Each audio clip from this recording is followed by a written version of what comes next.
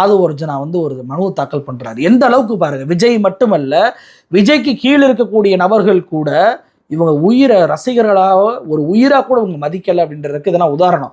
அந்த வக்கீல் பேசுறாரு, ஆதவ அர்ஜுனோட வக்கீல், பிணத்துல 41 பிணம் தான் அப்படின்றத எப்படி எடுத்தீங்க? ஏற்கனவே அரசாங்க மருத்துவமனையில் இருக்கக்கூடிய மார்ச்சில் இருக்கக்கூடிய பிணங்களை எல்லாம் நீங்க எங்க கணக்குல சேர்க்கறீங்களா அப்படின்றாரு.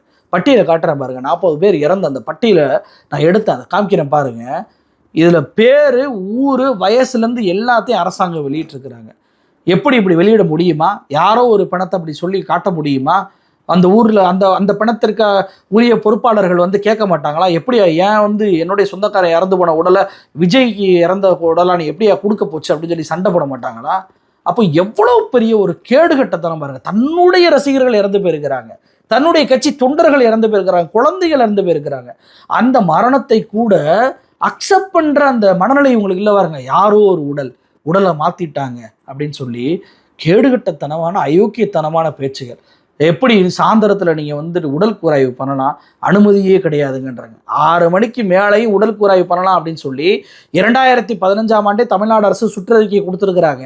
2021 ஒன்றிய அரசே நீ 6 மணிக்கு மேலே உடல் கூராய்வு பண்ணலாம், ரேப் கேஸாக இருந்தால் கூட பண்ணலாம் அப்படின்னு சொல்லி அவங்களே சுற்றறிக்கை ஏற்கனவே கொடுத்தாச்சு. இதுவுமே தெரியாமல் ஒரு தற்கூரி வழக்கறிஞராக தாவேக்காவுடைய வழக்கறிஞர் இருக்கிறார். தொண்டர்களும் தற்கொலையா இருக்கிறாங்க, தலைவனும் தற்கொலையா இருக்கிறாங்க, 2ஆம் கட்ட தலைவரும் தற்கொலையா இருக்கிறாங்க, வக்கீலும் தற்கொலையா இருக்கிறாங்க. நான் இந்த மாதிரி வார்த்தைகள்லாம் பயன்படுத்த மாட்டேன் இப்படி பேசும்போது. ஆனால் என்னால் இதெல்லாம் பொறுத்துக்கிற முடியலங்க. ஒரு 40 பேர் இறந்த இடத்துக்கு போய் பார்க்கல, தன்னுடைய 2ஆம் கட்ட தலைவர்கள் அனுப்பி வைக்கல, கட்சியினர் அனுப்பி வைக்கல, இவரும் தன்னுடைய மன உளைச்சலை மறுநாளே வெளிப்படுத்தலை, எதுவுமே பண்ணலை, வீட்டுக்குள்ளே போய் ஒளிஞ்சுக்கிட்டாரு. இன்னைக்கு பாடுபட்டுக்கிட்டு இருக்கிறாங்க அரசாங்கம். உடனே வந்து செந்தில் பாலாஜி போறாரு, நள்ளிரவுல முதலமைச்சர் போய் இறங்குறார்.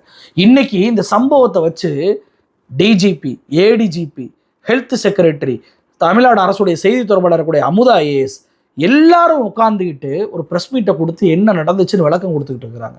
அத்தனை டாக்டர்ஸ் அங்கே இருக்கக்கூடிய கரூரை சுற்றி இருக்க திண்டுக்கல், திருச்சி, மதுரையிலேருந்து அத்தனை டாக்டர்ஸ் அவரை வச்சு விடிய சிகிச்சை கொடுத்து உடல் கூராய்வு பண்ணி அவ்வளவு பேர் உழைப்பை கொடுத்துருக்குறாங்க. எதையுமே கிஞ்சித்தும் கருதலை. எல்லாரும் இப்படி உழைச்சவங்களை கொச்சைப்படுத்துகிற மாதிரி இது ஒரு சதி அப்படின்றது எவ்வளவு பெரிய ஒரு கேவலம் பாருங்களேன். இதனால் தலைவருக்கான எந்த தகுதியும் எதுவுமே இல்லாத ஒரு நபர் தான் இந்த விஜய்.